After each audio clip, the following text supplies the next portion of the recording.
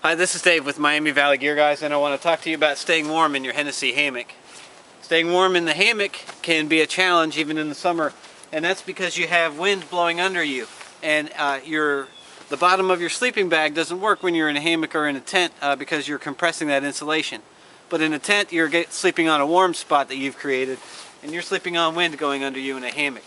So you're going to need one of two solutions to stay warm in your hammock. You're going to need a sleeping pad, you're going to need an underquilt. If you're like me, you're going to spend less money when you get started with things, so you're going to go with the sleeping pad because it's a less expensive option.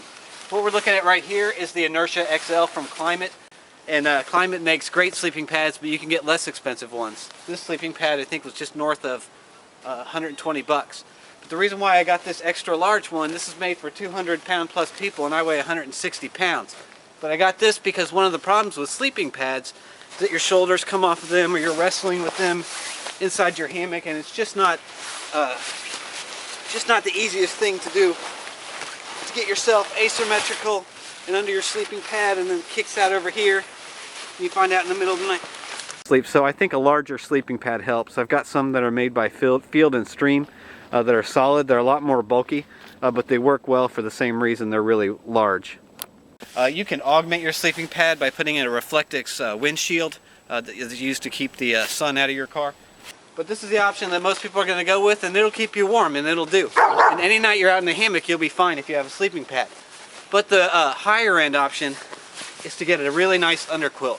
What we're looking at right here is the Jack's Are Better Winter's Nest, and I got that to match my bottom entry hammock.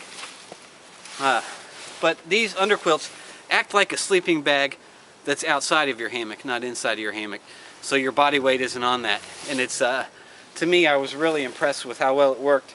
You can feel the down start to warm up as you touch it, and as you roll over onto a cold spot, you can feel it warm up and stay warm right away. What you want to do is have this against your hammock so that your hand fits under here real easily, but there's no gap in there.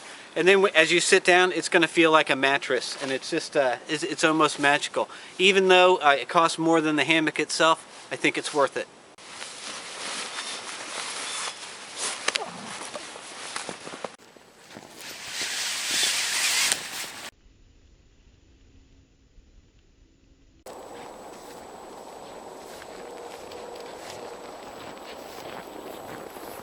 Go ahead and pause it.